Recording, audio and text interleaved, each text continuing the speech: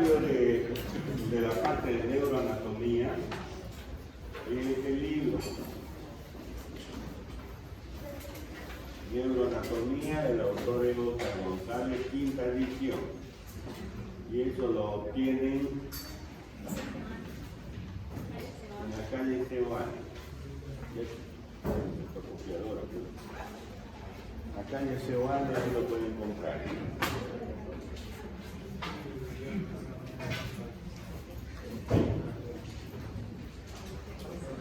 En realidad, todo lo que les voy a preguntar en la práctica y en el examen teórico del tercer parcial es de ese libro.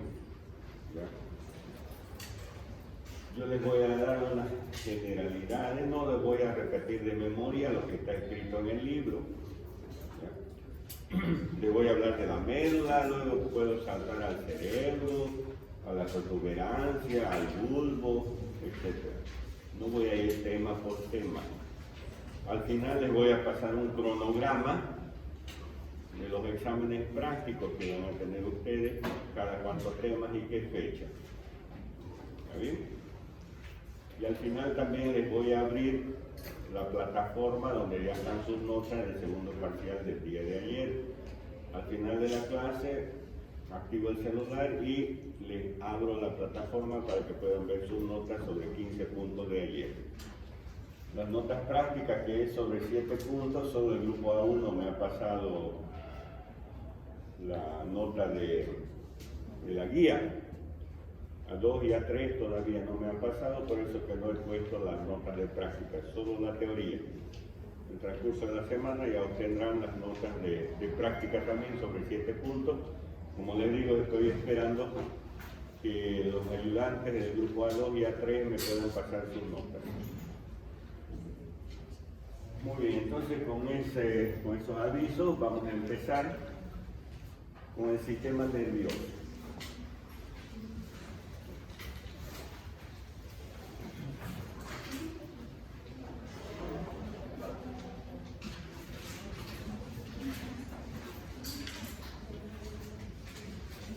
Y vamos a dibujar una célula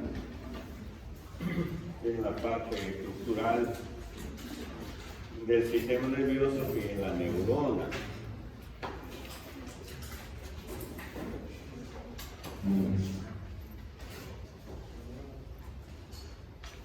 Esa célula es la estructura del sistema nervioso. Forma el cerebro, forma el cerebelo, forma la médula oblongada,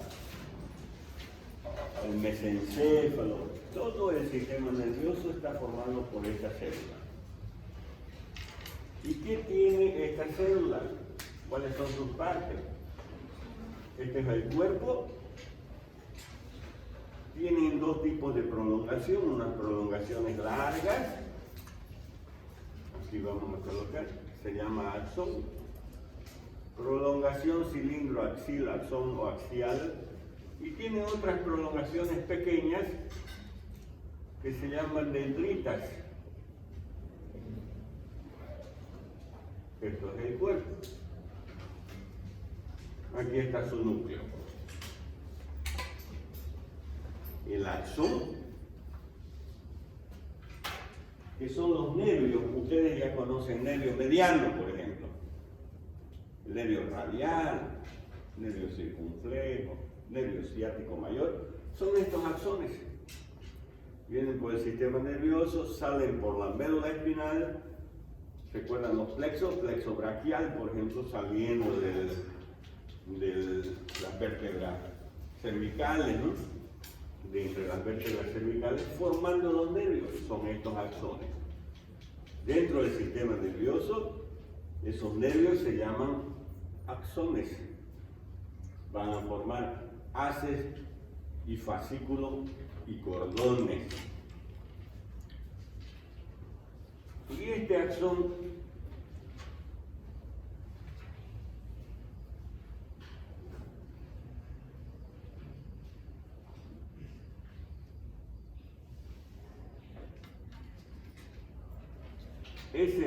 tiene una célula que forma una vaina. vaina de mielina. La mielina, como es de color blanquecina, la mielina, nosotros decimos sustancia blanca, es la sustancia blanca del sistema nervioso. En cambio de estos cuerpos,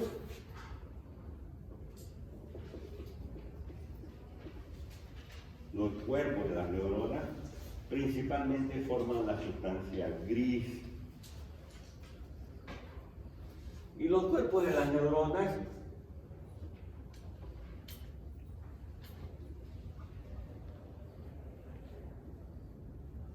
así estoy dibujando un montón de cuerpos de estos de aquí, van a formar núcleos en el sistema nervioso. Y ahí es donde va a llegar la información. ¿De dónde va a llegar? ¿Quién va a traer la información? Los axones. Traen la información a los núcleos que se encuentran en el sistema nervioso. Para que esos núcleos las procese la información y la devuelvan. Les doy un ejemplo. Si una persona se quema el dedo, ese dolor viaja por el dedo, el antebrazo, el brazo, ingresa a la médula y en la médula ya va haciendo uniones. Es decir, una neurona se une con otra neurona. Se van uniendo, formando que esto de aquí se llama sinapsis. Es decir, si una neurona desde el dedo para llegar al cerebro, llevándose información del dolor, no es suficiente para alcanzar al cerebro, tiene que unirse a otra, pasar la información a otra. Y esa unión se llama sinapsis. Y esa sinapsis, existe sinapsis química y sinapsis eléctricas. No es que se están uniendo así, no es esa unión así, ¿me entienden? No están físicamente unidas las neuronas. Hay un espacio ahí. Vamos a dibujarlo.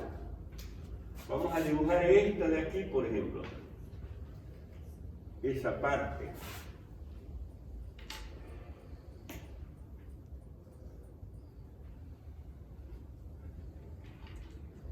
Esa partecita estoy dibujando. ¿Ya?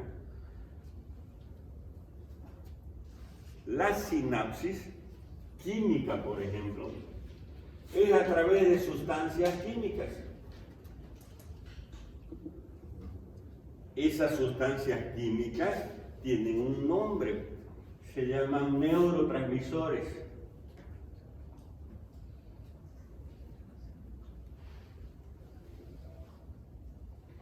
Neurotransmisores. Los neurotransmisores los podemos encontrar aquí. Entonces, así, en pequeñas vesículas, como globitos, aquí están en su interior esas sustancias llamadas neurotransmisores. La sinapsis tiene una porción que se llama membrana presináptica, otra porción que se llama membrana postsináptica, y esto que se llama hendidura sináptica. Entonces, ¿dónde están los neurotransmisores? en la membrana presináptica. Cuando llega el impulso nervioso, el impulso viene por aquí. Es decir, ¿dónde se va a originar el impulso? En los núcleos, ¿no es cierto? En los cuerpos vertebrales. Ahí se va a originar el impulso a nivel del sistema nervioso. Ha llegado el dolor al cerebro. Es captado por los núcleos. Pero va a venir una respuesta. ¿A través de qué? Del impulso nervioso.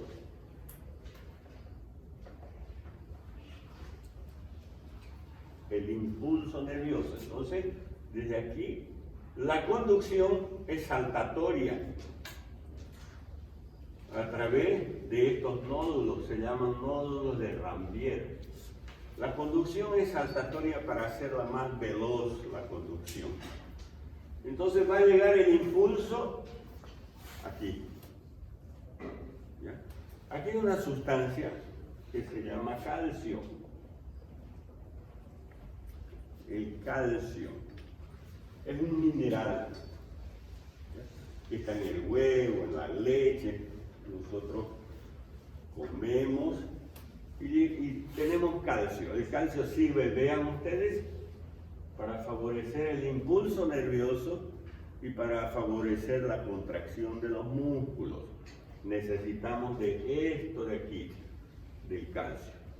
Entonces llegó el impulso nervioso, ya desde el cerebro, desde el encéfalo, a la región presináptica, a esta región de aquí. Y gracias al calcio, estas vesículas que hay aquí cargadas de neurotransmisores liberan sustancias. Estas son sustancias liberadas ya.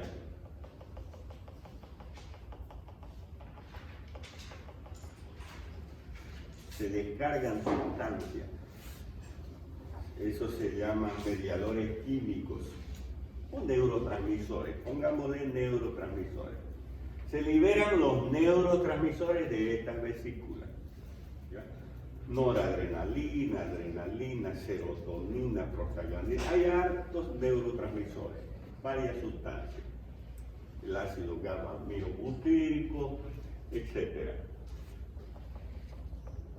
Inhibidores o excitatorios pueden ser esas sustancias. Salen por la hendidura, por la membrana presináptica. ¿Y dónde van a llegar los neurotransmisores? A la hendidura sináptica y después a la membrana postsináptica. Aquí hay unos receptores. Receptores específicos para esas sustancias. Ustedes han estudiado en las células que las células tienen receptores.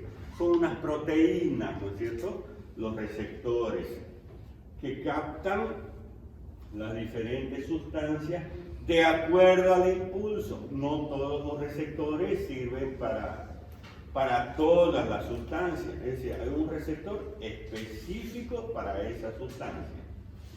De acuerdo al neurotransmisor que se está descargando, estos receptores, que son unas proteínas, captan, ayudan a captar, inclusive hay unos pequeños canales que se forman en las membranas de las células.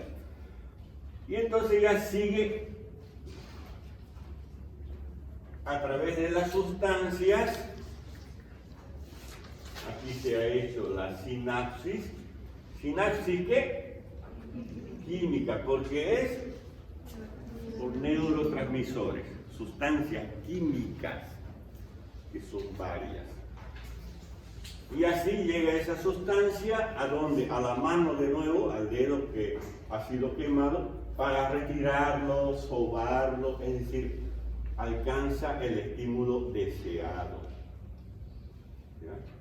Entonces, en toda acción hay un receptor.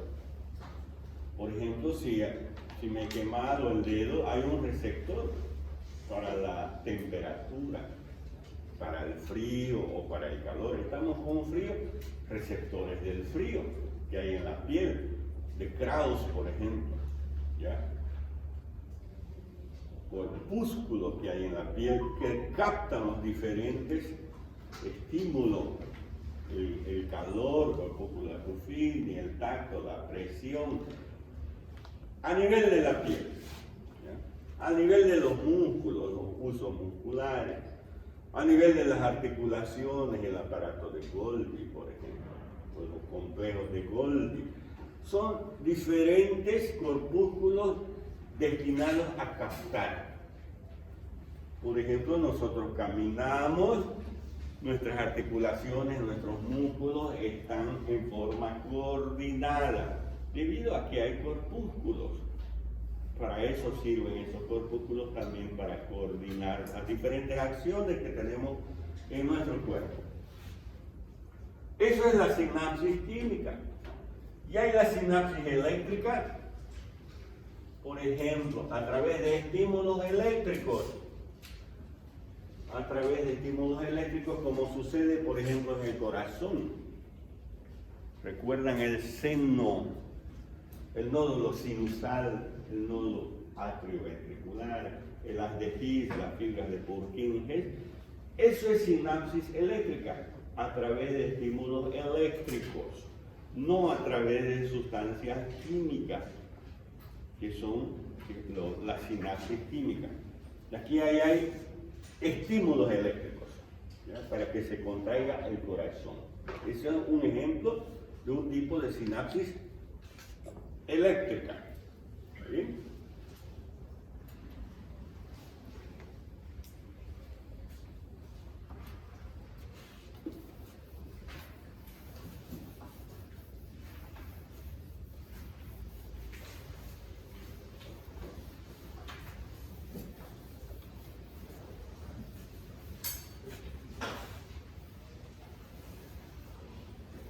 Pero en el sistema nervioso no solo existe la neurona, también hay otras sustancias que sirven de protección al sistema nervioso, se llaman células gliales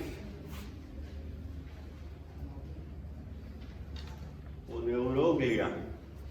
Ahí tenemos, por ejemplo, los oligodendrocitos.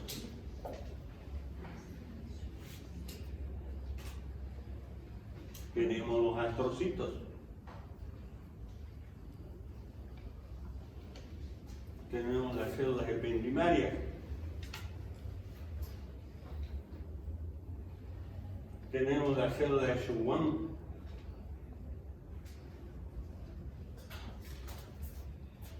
¿Qué función cumplen estos oligodendrocitos? Hace un momento les decía yo que existe sustancia blanca. ¿Y cómo está formada la sustancia blanca? ¿Quién forma la sustancia blanca? Los axones, envueltos por la mielina. Ahora, ¿quién forma la mielina? En el sistema nervioso central, los oligodendrocitos. Y en el sistema nervioso periférico, las células de Schwann.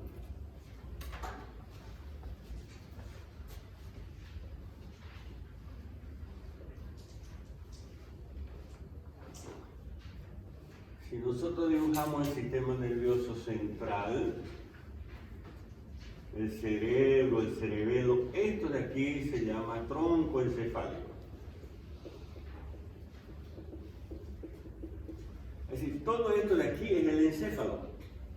Cerebro, cerebelo, cerebro, cerebelo, mesencéfalo, puente, médula oblongada, médula espinal. Todo eso es el encéfalo. Encéfalo. Todo lo que está dentro de la cavidad craneal y en el interior del conducto de la columna vertebral, de los conductos raquídeos, es el encéfalo. ¿Ya?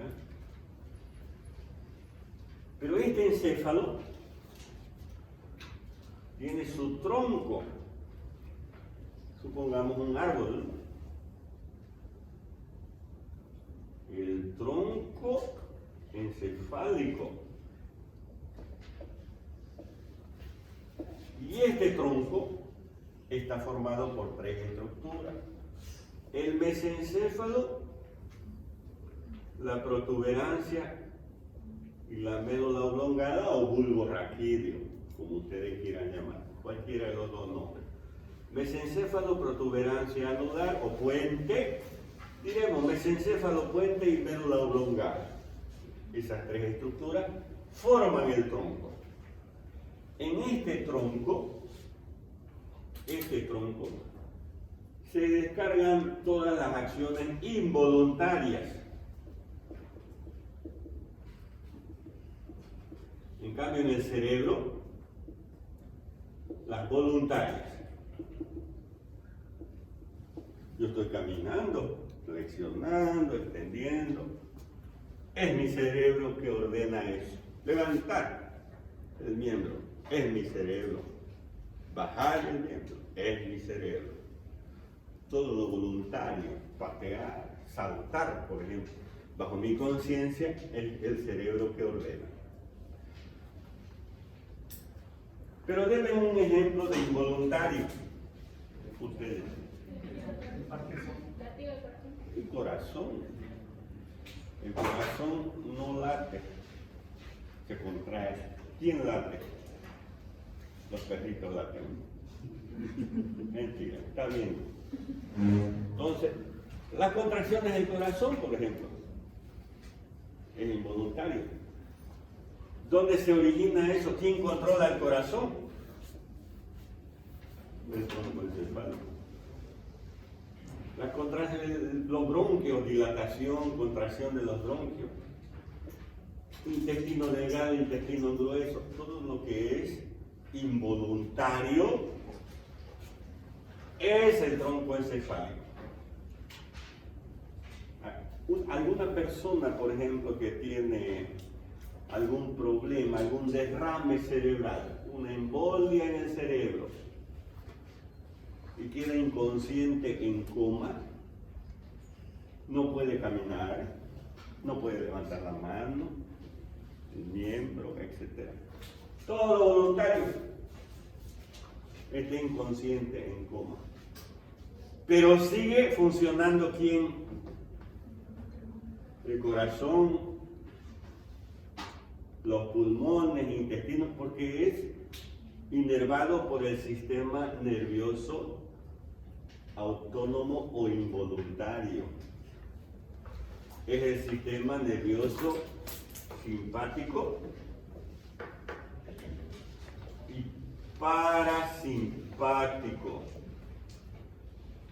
Cuando hemos hablado de la inervación de las vísceras, estómago, intestino delgado, intestino grueso, hemos dicho sistema simpático y parasimpático, inervando. Ya saben cómo llega, de la región torácica, a través de los nervios esplácnicos, mayor y menor, llegan al abdomen para inervar al abdomen. El sistema, ¿quién? Simpático, ¿no? Esplácnico, mayor y menor, que se originan de los ganglios torácicos. Recuerdan el origen, ¿no es cierto?, de los ganglios torácicos. Y el sistema parasimpático llega a través del nervio neumogástrico. Y así se inerva la cavidad abdominal, la cavidad pélvica, por el sistema simpático y parasimpático, que sigue el trayecto de las arterias para inervar a los órganos. Esto de aquí.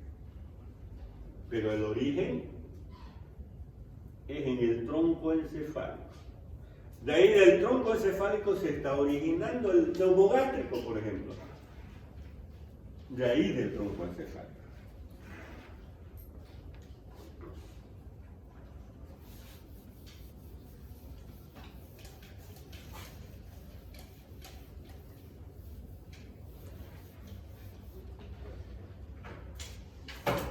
Los astrocitos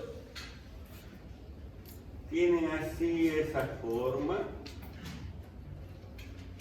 estrellada, pues se llaman astrocitos. ¿Y cuál es la función de estos astrocitos? Aquí en el sistema nervioso existen vasos sanguíneos. Y estos astrocitos tienen unas prolongaciones. Son los pies chupadores. Estos astrocitos unen el sistema nervioso con la circulación.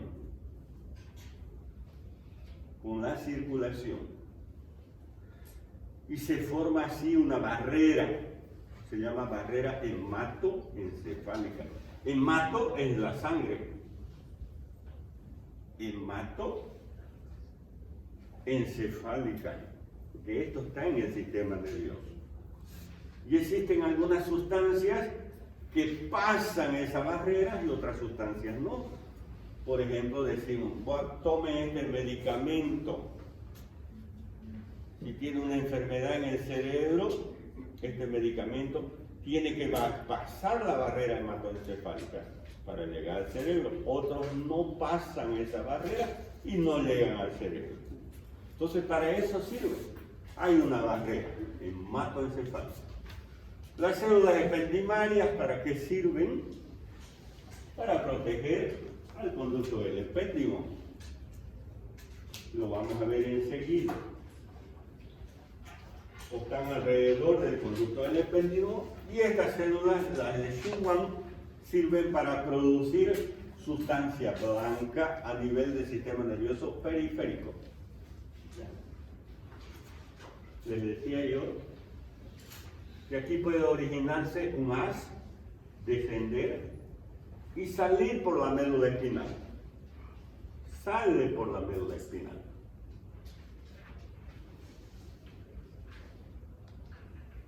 Son los pares raquídeos.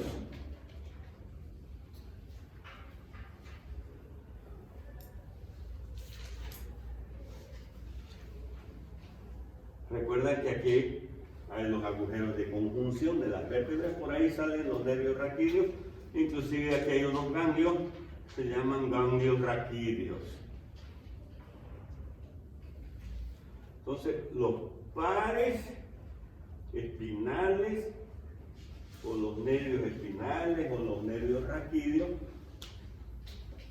son en número de 21 pares. Y salen por la médula espinal. Salen por la médula espinal. ¿Para formar qué? Al unirse. ¿Qué van a formar al unirse? Los plexos, ¿no? Los plexos. Esos son los nervios espinales que al unirse, porque salen y luego se unen, plexo cervical, plexo braquial, plexo dorsal, plexo lumbar, plexo sacro, es la unión de los nervios periféricos antes de su distribución periférica. Eso es plexo, ¿no es cierto? Plexo. Y así va a inervar al miembro superior, al miembro inferior, al tórax, al abdomen, etc. Los plexos. Ya nos estamos dando cuenta, la médula espinal, esta estructura cilíndrica, donde se encuentra en el interior del conducto raquídeo. ¿Para qué sirve esta médula espinal? Es un camino de los haces ascendentes y descendentes, de los haces méduloencefálicos o de los haces encéfalo-medulares, los que están yendo de la médula al encéfalo a la médula. Para eso sirve la médula espinal y tiene interiormente una estructura. Si nosotros hacemos un corte así, cortamos transversalmente a la médula espinal y vemos su estructura interna, ¿cómo es la médula?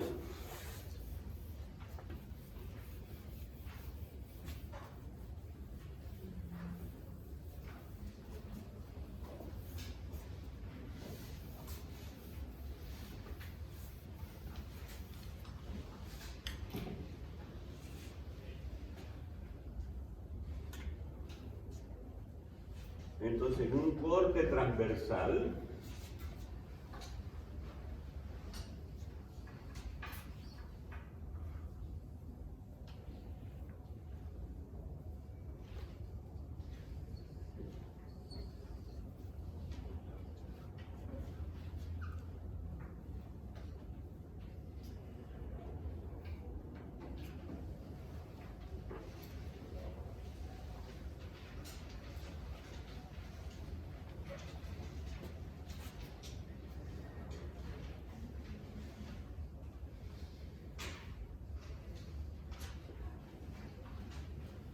así es la médula en un corte transversal.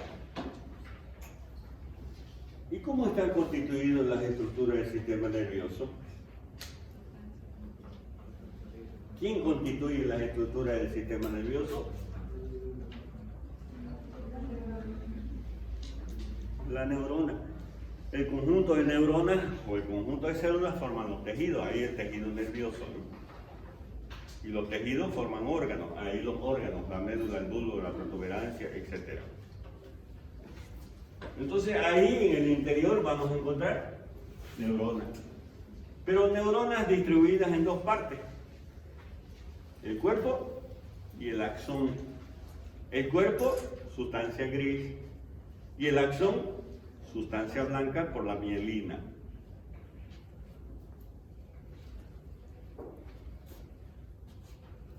Esta estructura que tiene la forma de una letra H es la sustancia gris. Y lo que rodea a la sustancia gris se llama sustancia blanca. Aquí están los axones y aquí están los cuerpos.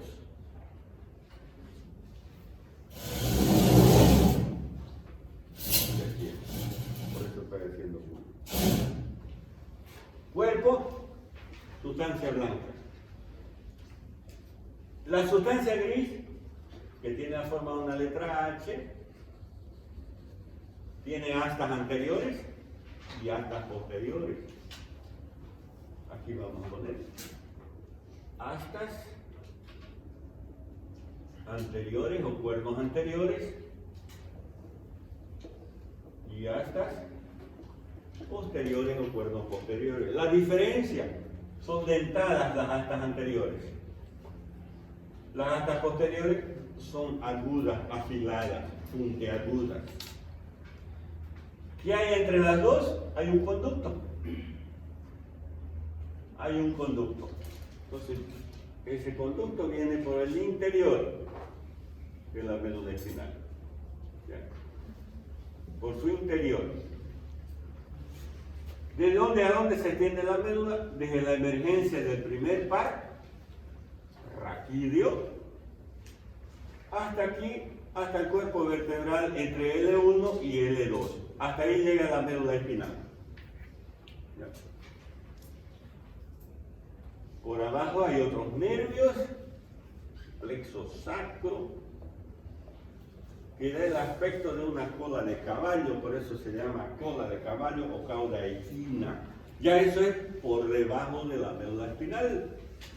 Los nervios que salen de la médula o de la parte terminal de la médula, que es más delgadita, inclusive se llama filium terminale. De ahí nacen esos nervios que dan el aspecto de una cola de caballo.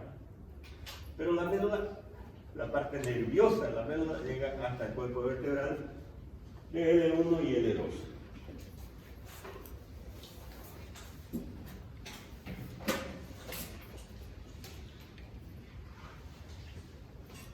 ¿Qué sustancia es esto en forma de letra H? Gris.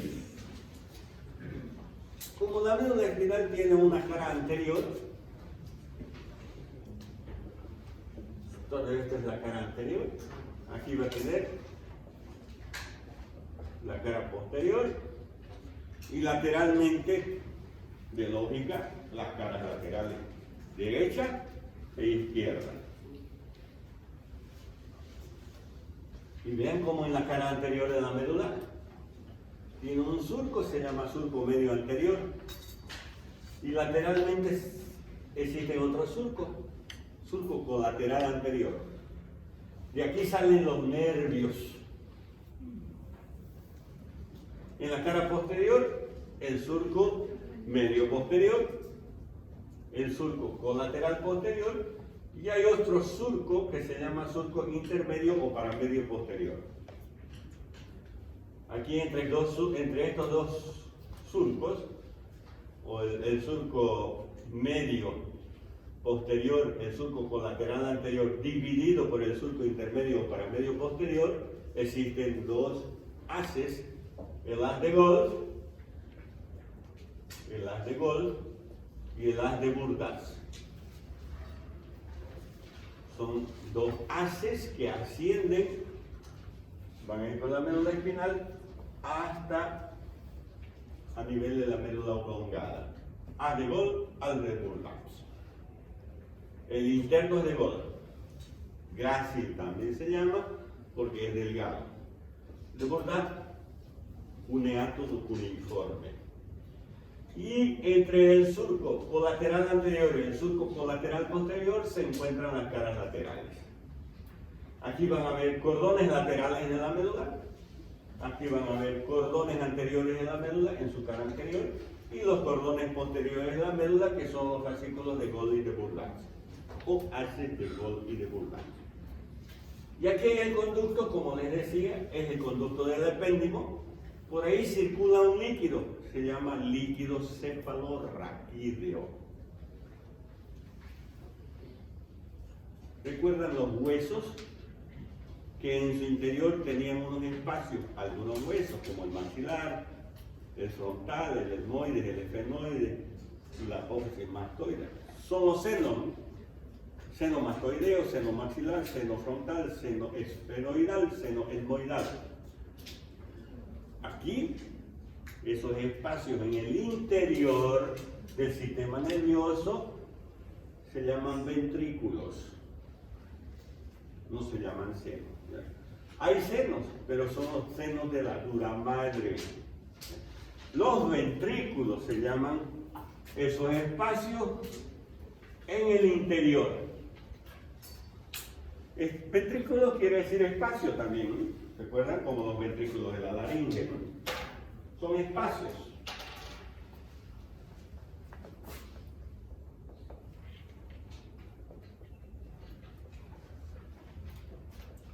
Ventrículos.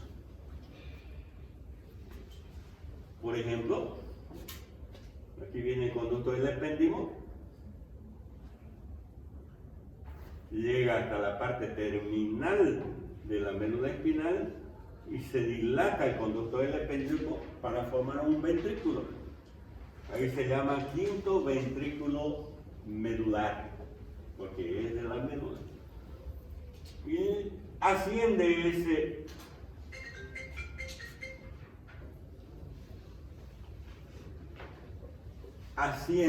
el conducto del epéndimo y llega aquí en el tronco encefálico, entre el bulbo y el puente, conducto del epéndimo, se va a dilatar el conducto del epéndimo para formar otro ventrículo.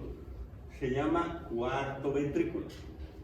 Esto está en el tronco encefálico, entre la médula oblongada y el puente. Por arriba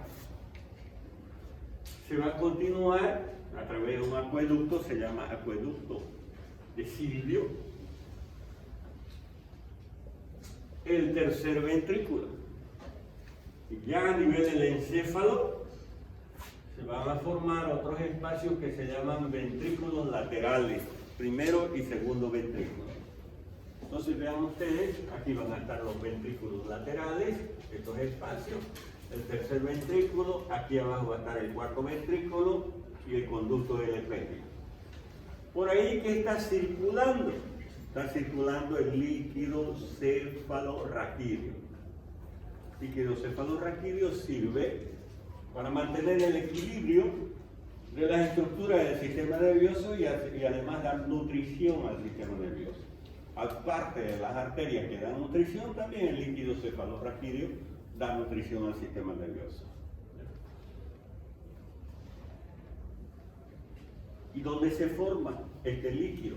Aquí en los ventrículos laterales, a nivel del cerebro, existe un conglomerado de vasos sanguíneos. Ese conglomerado de vasos sanguíneos que se llaman plexos coroideos,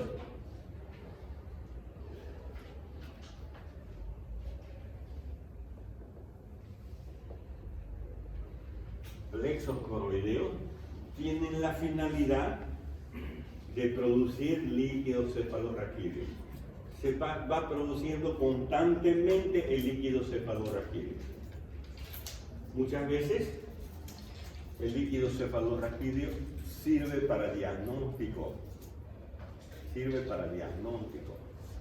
Aquella persona, por ejemplo, que se está sospechando de una infección en las meninges, una meningitis, una infección. Las meninges son estructuras o capas que envuelven al sistema nervioso. La dura madre, la pia madre y la aracnoide. Entre la aracnoide y la pia madre hay un espacio, se llama espacio subaracnoideo. Por ahí está circulando el líquido cefalorraquídeo, por ese espacio. Y por los ventrículos. Esa es la circulación del líquido cefalorraquídeo.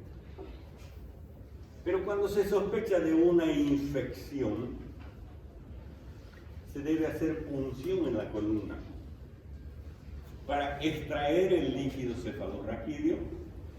Se extrae el líquido cefalorraquídeo con una jeringa de aquí de la columna y se lleva a analizar al laboratorio. Ustedes han escuchado hablar que les extrajeron líquido de su columna, ya no va a volver a andar, es para comercializar, etc. Nada que ver. Se extrae líquido cefalorraquídeo para analizarlo en el laboratorio para ver si no tiene bacterias, etc. Para hacer diagnóstico de una meningitis. Eso inclusive es problema legal en la justicia por falta de conocimiento. No es que se extrae el líquido para comercializar. Estoy hablando de lo normal, ¿no? Para hacer un examen en un laboratorio. Porque se va renovando el líquido cefalorraquídeo. No es que se extrajo y ya quedó seco el encéfalo.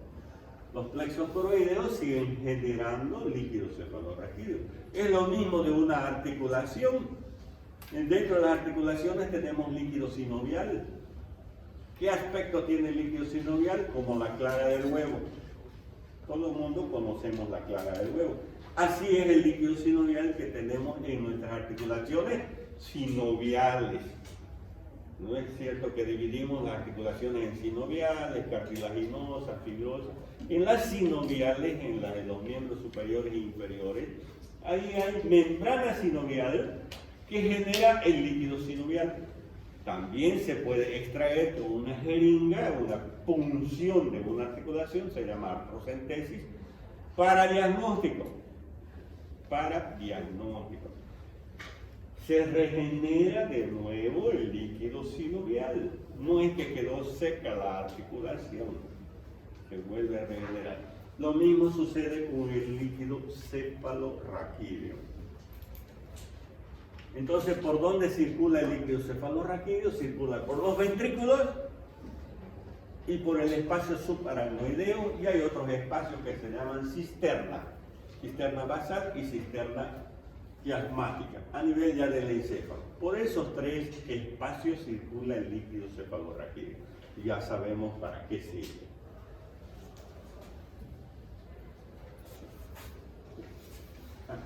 Dejamos ahí ese dibujo.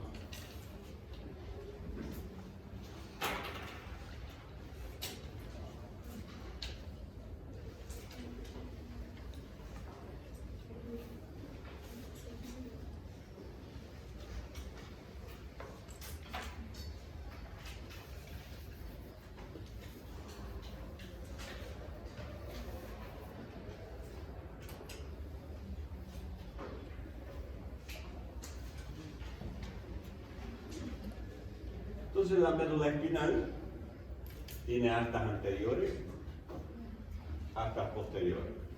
Las astas anteriores son motoras. Las astas posteriores son sensitivas. ¿Por qué decimos motoras y sensitivas? Les decía yo que si alguien con el calor se quema el dedo, ese nervio llega a la médula espinal e ingresa por la parte posterior de la médula espinal. Aquí se encuentran unos ganglios en la parte posterior, se llaman ganglios raquídeos. Pueden hacer sinapsis ahí, pero luego pasan a las astas posteriores. ¿Llevando qué? ¿Qué está llevando? El calor, por ejemplo, ¿no? La quemadura, ese nervio, ese haz ya, ¿no? Porque ingresó a la médula, ya se llama haz. Aquí en el nervio, aquí hay un receptor.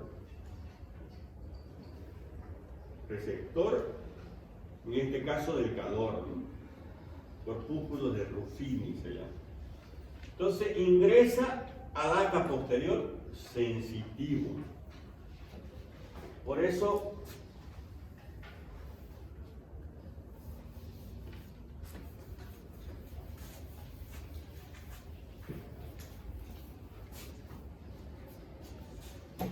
esta parte posterior de la médula, los cordones posteriores de la médula, son sensitivos o son aferentes o son centrípetos. Sensitivos llevan a sensibilidad. Aferente porque están llegando al sistema nervioso. Centrípeto porque van a llegar al centro, al sistema nervioso central. Vamos a suponer que llegó aquí con el plexo braquial, traído por el plexo braquial un poquito más arriba, porque es el dedo, ¿no es cierto? El dedo de la mano que ha sufrido una quemadura. Es traído por el nervio mediano, radial, cubital, etc. Ingresó aquí a las astas posteriores que son sensitivas, llevando ese tipo de sensibilidad. Luego se hace ascendente y va a llegar a la corteza cerebral. Pasa todo el tronco encefálico y llega a la corteza cerebral. Llegó a la corteza al cerebro. El cerebro sabe que en el dedo índice de la mano derecha hay un calor ahí. Entonces, ¿qué hace el cerebro? Manda una respuesta, ¿no?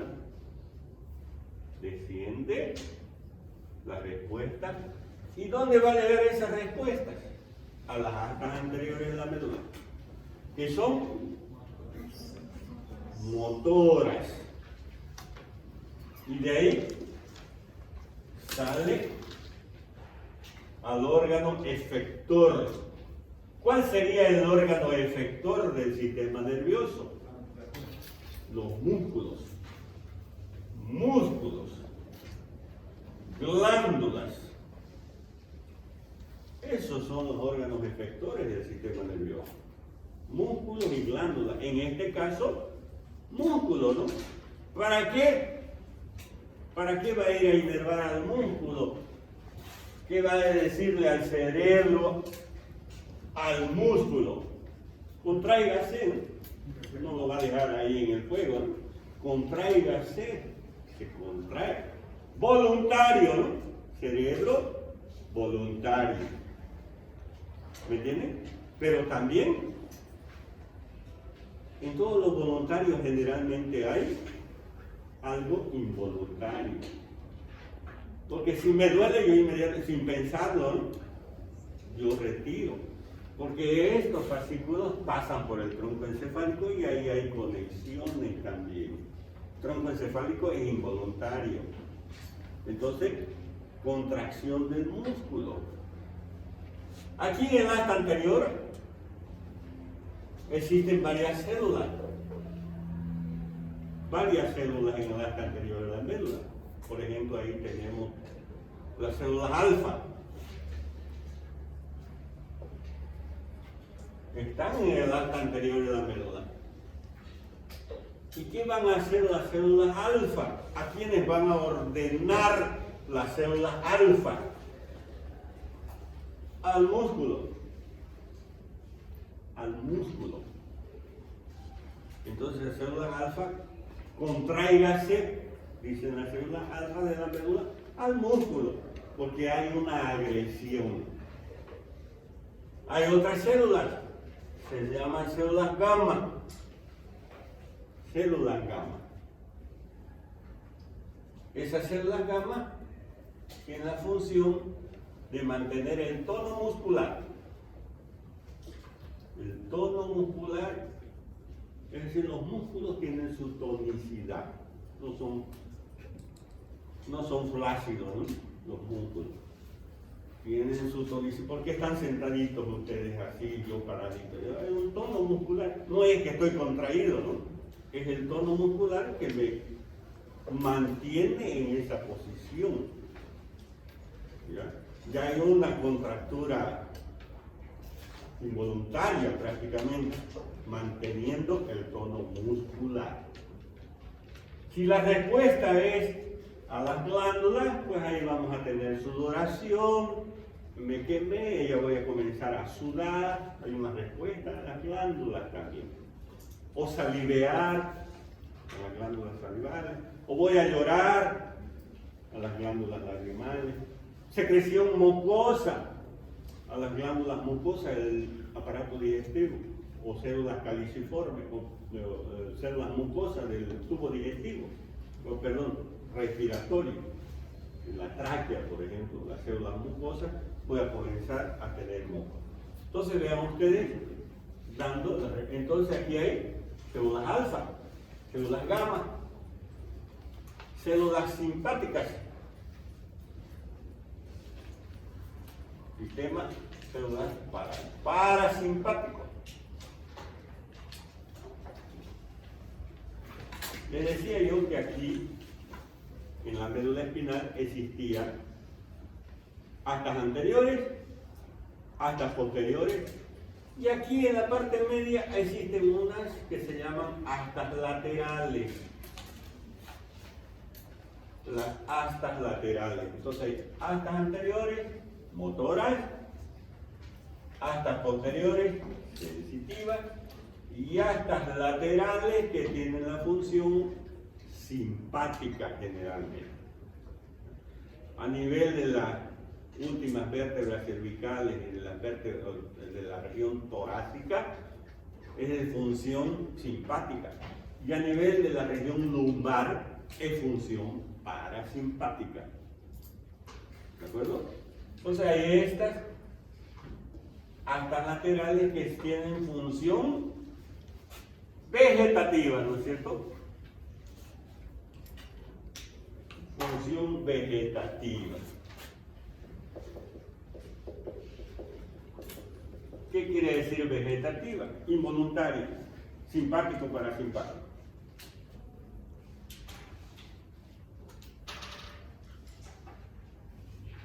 Ok.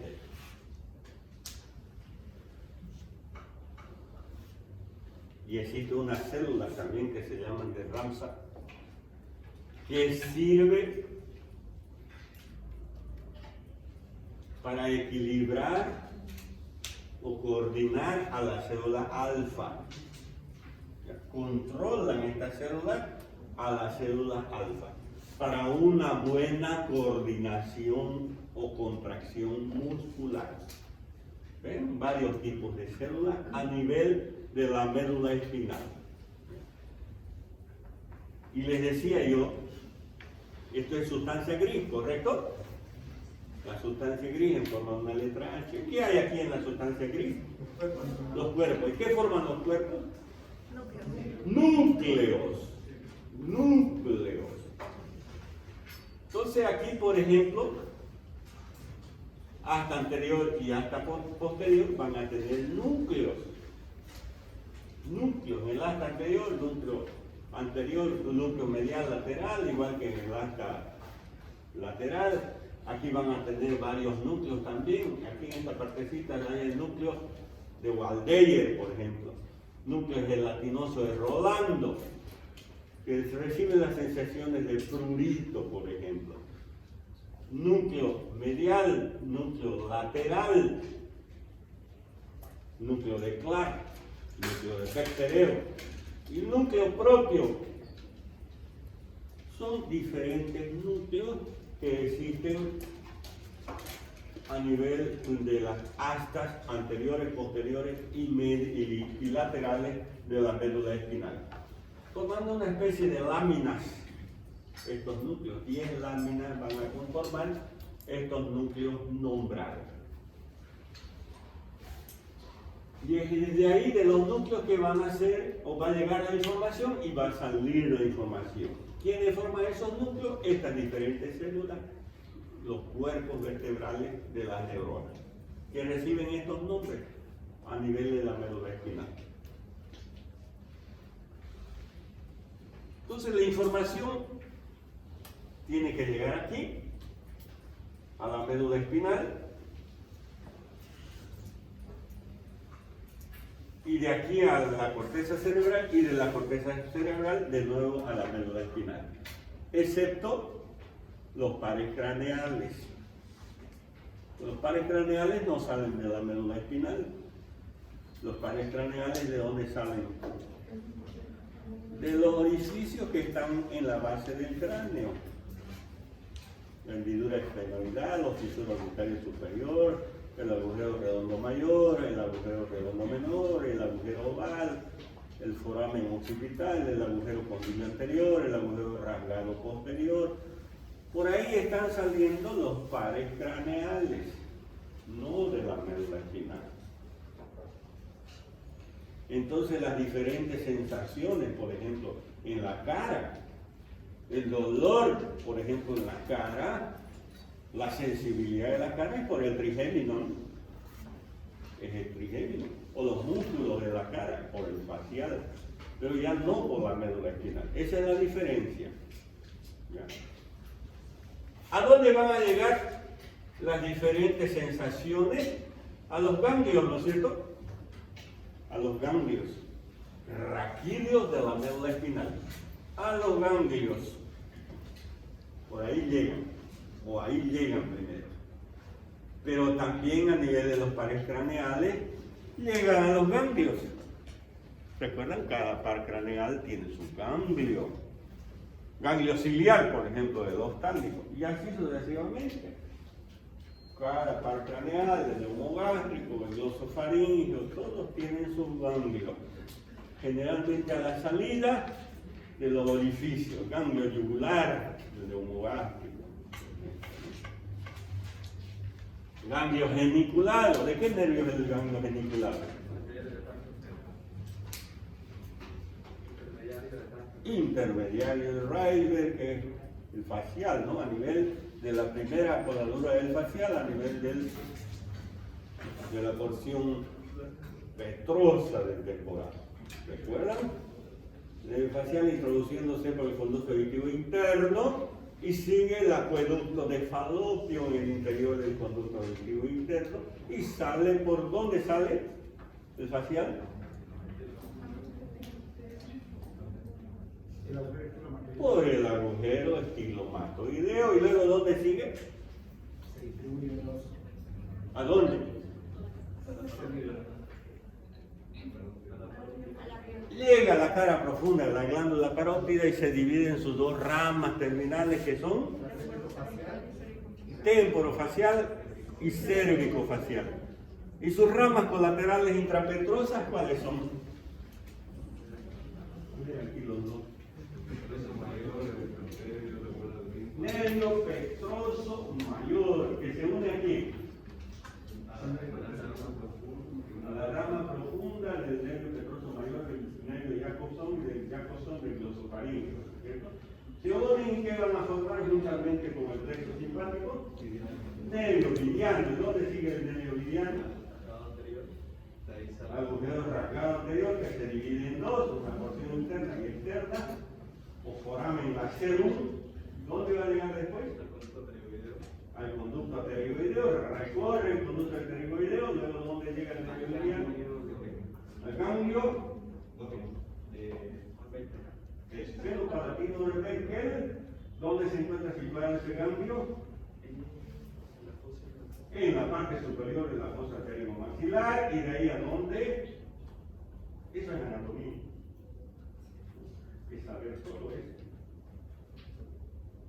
Nervio petroso superficial menor, nervio petroso superficial menor se une al nervio petroso profundo menor y forman una unión. ¿Y dónde van a terminar esos petroso superficial menor? Al ganglio óptico o de Arnold.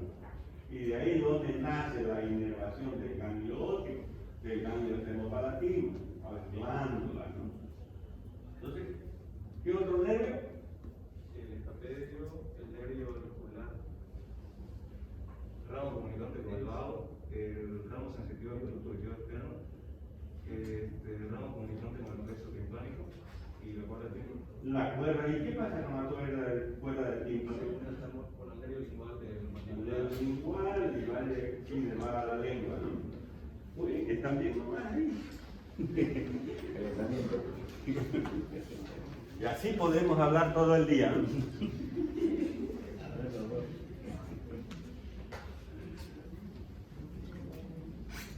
Muy bien, entonces lo que decimos que todas estas sensaciones son recogidas por los diferentes receptores y llegan a la médula espinal, y la médula espinal tiene cordones posteriores que son sensitivos, cordones aferentes o centrípetos, y tiene cordones, estos dos posteriores, y tiene cordones anteriores que son eferentes, porque por ahí están saliendo, o centrífugos, salen, centrífugo, acá es centrípeto,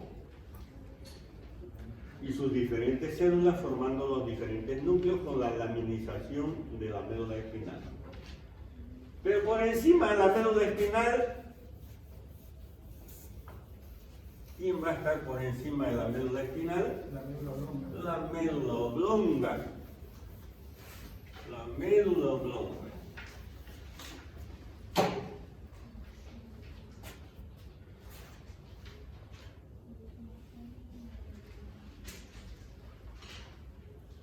Ahí la médula espinal.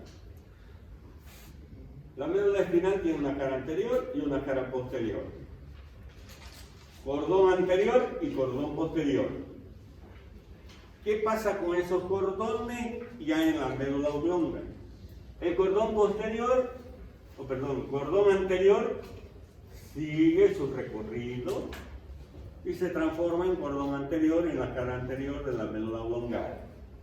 Igual los cordones laterales de la médula. Es lo mismo, cara anterior de la médula con cara anterior de la médula oblongada.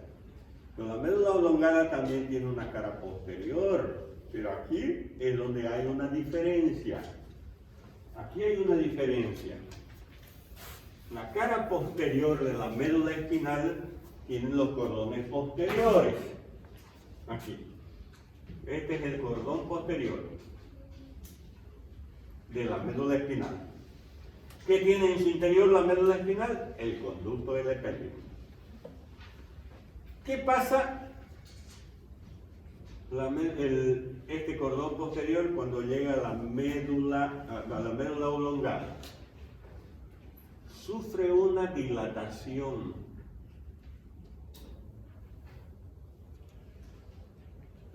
En los cordones posteriores y el conducto del epéndimo se abre para formar este espacio de forma triangular. Se llama cuarto ventrículo.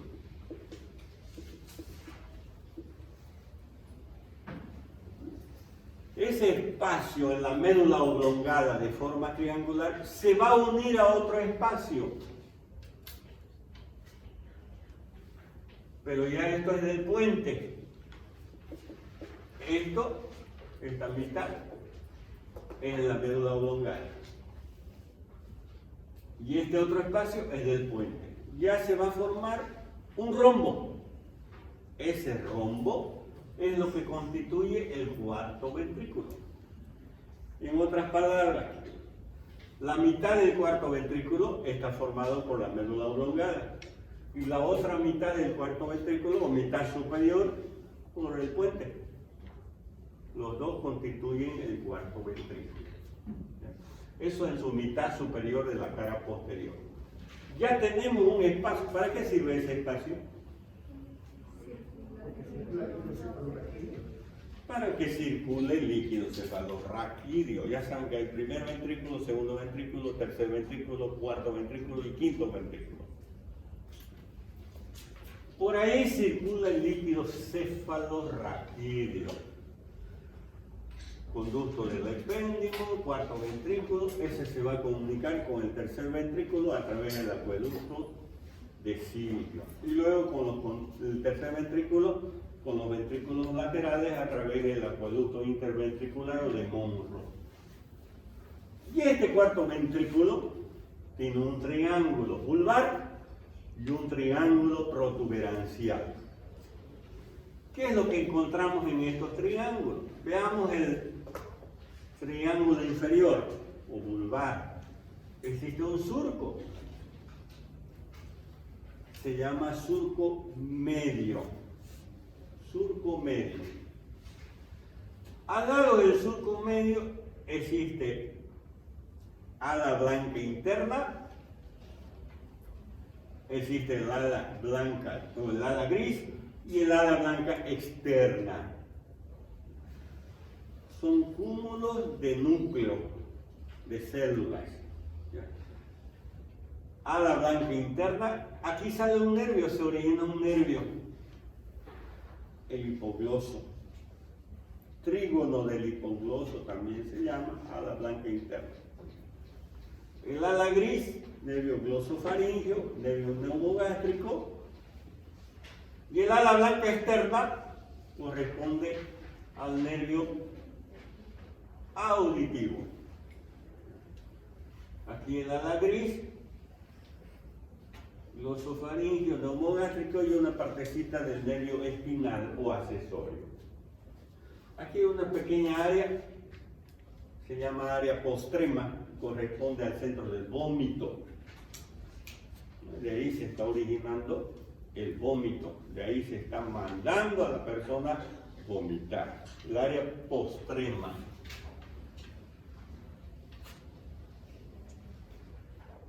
Aquí en esta parte interna, van a llegar unas estrías que corresponden al nervio auditivo, al nervio coclear en realidad. Se llaman estrías acústicas o barbas del calamus. En la parte lateral de esas estrías se va a formar un tubérculo, se llama tubérculo acústico. Eso corresponde al nervio auditivo, al octavo paracraneal. Ya en el triángulo superior vamos a encontrar una eminencia, se llama eminencia teres, eminencia redonda, y corresponde al origen del sexto paracraneal, nervio abducen. Y aquí medialmente se encuentra una área que corresponde al origen a nivel del puente encefálico del nervio facial. Nervio facial.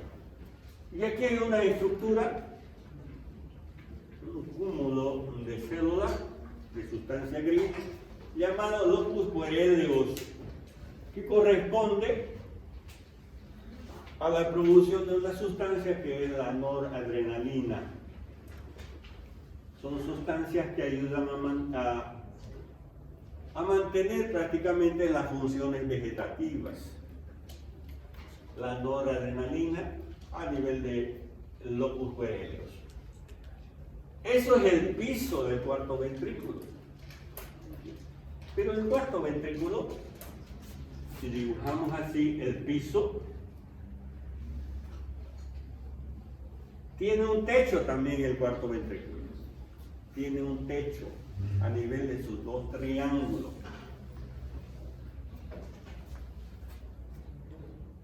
el techo formado por estructuras, aquí se llama velo medular inferior y el velo medular superior. O membrana tectriz en la parte inferior o válvula de Biusen en la parte superior.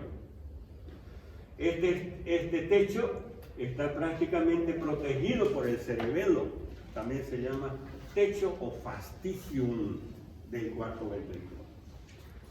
Pero si aquí nosotros cubrimos al cuarto ventrículo con esa tela, con esos velos, en la parte inferior, si dibujamos el cuarto ventrículo, aquí ¿qué va a estar? En el techo, la membrana tectriz.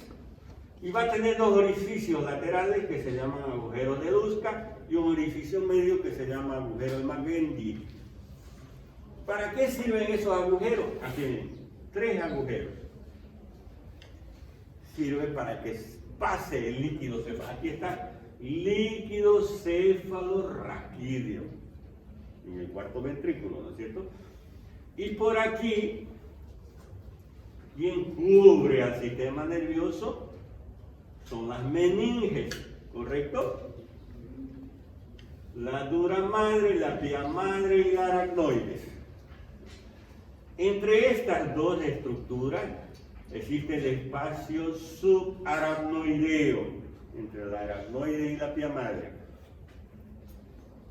Entonces el líquido cefalorraquídeo pasa del espacio subaracnoideo al cuarto ventrículo o viceversa, ¿no? Les decía hace un momento por dónde circula el líquido cefalorraquídeo. Por los ventrículos, por el espacio subaracnoideo y por las cisternas. Por esas 3 espacios circula el cefalorraquídeo. ¿Cómo se comunican los ventrículos con el espacio subaracnoideo? A través de los orificios de Luska y de Magendie. ¿Dónde se encuentran eso? En el techo del cuarto ventrículo, en el triángulo inferior, en la membrana tectriz o velo medular inferior. Esa es la comunicación que existe entre los ventrículos y el espacio subaracnoideo en el cuarto ventrículo. ¿Está bien? Entonces, conducto del epéndimo. A ver, lo vamos a dibujar. Esta agua es para mí, no es para quien apareció. ¿De quién es esta agua? Mis alumnos querían, les iba a aumentar nota ya. Pero, más que les voy a dar sus notas al final, voy a disminuir más bien.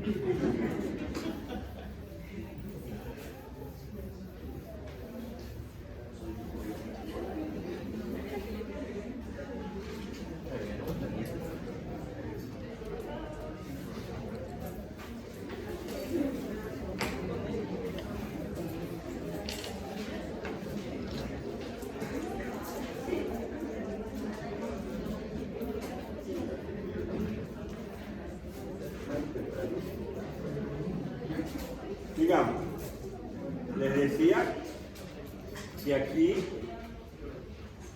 hay el conducto del epéndimo. El conducto del epéndimo sufre una dilatación junto con los cordones posteriores de la médula oblongada para formar el cuarto ventrículo. Triángulo de la médula o triángulo vulvar, triángulo protuberancial. Aquí se va a formar tercer ventrículo, aquí está el cuarto ventrículo, y esto es el conducto del epéndimo, y en la parte inferior hay una dilatación formando el quinto ventrículo medular. Este tercer ventrículo, a través del acueducto de Silvio, van a formar el primer ventrículo y el segundo ventrículo o ventrículos laterales.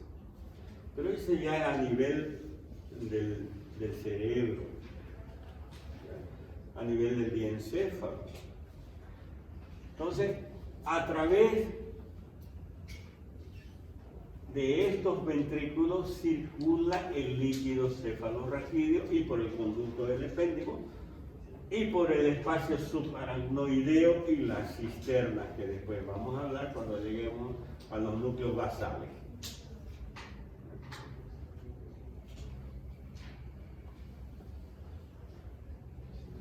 Eso ya más o menos para que ustedes sepan dónde se encuentran localizados los ventrículos.